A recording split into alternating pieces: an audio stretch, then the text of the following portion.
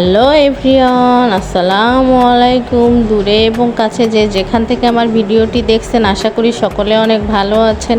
আমিও আলহামদুলিল্লাহ ভালো আছি। আজকে আরেকটি রেসিপি নিয়ে আপনাদের মাঝে চলে আসলাম। আজকে করে দেখাবো হাতে মাখিয়ে পটল আলু দিয়ে ট্যাংরা মাছের রেসিপি।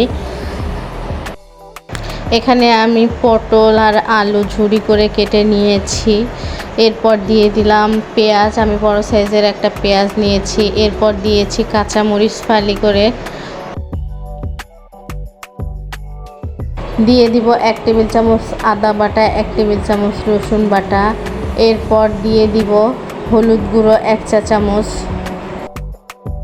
মরিচ গুঁড়ো দিয়ে দিব 1/2 চা চামচ। এখানে যেহেতু আমি কাঁচামরিচ দিয়েছি এই জন্য শুকনো মরিচটা একটু কম দিয়েছি। জিরা গুঁড়ো দিয়েছি 1/2 চা চামচ, স্বাদ মতো লবণ দিয়েছি।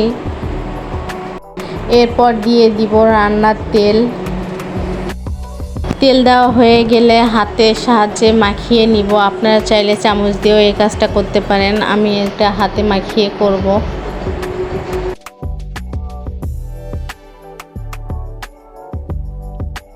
মাখানো হয়ে গেলে দিয়ে দিব মাছ। আমি মাছটা ধুয়ে ভালোভাবে পরিষ্কার করে নিয়েছি। মাছটা দিয়ে সব কিছু আবারও ভালোভাবে মিশিয়ে নিব।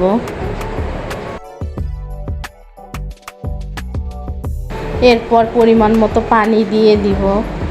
আমি পটলটা মাখানোর সময় পটল থেকে অনেকটা পানি বের হয়েছে, এই জন্য পানিটা আমি বুঝে অল্প একটু দিয়ে দিব। এরপর ঢাকনা দিয়ে ঢেকে দিব রান্না হওয়ার জন্য।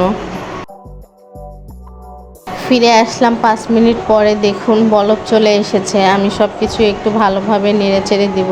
একটু সাবধানে নাড়বো, কারণ মাছ আছে, ভেঙে যাওয়ার সম্ভাবনা থাকতে পারে। সব কিছু নেড়ে চেড়ে দেওয়ার পর আবারও ঢাকনা দিয়ে ঢেকে দিব। দেখুন রান্নাটা আমার হয়ে গিয়েছে। আমি এর ফাঁকে 2 থেকে 3 বার নেড়ে চেড়ে দিয়েছি। আপু এবং ভাইয়াদের কাছে একটা রিকোয়েস্ট, যারা এখনও আমার ইউটিউব চ্যানেলটি সাবস্ক্রাইব করেননি, প্লিজ ইউটিউব চ্যানেলটি সাবস্ক্রাইব করে দিবেন এবং পাশে থাকা বেল আইকনটি প্রেস করে রাখবেন।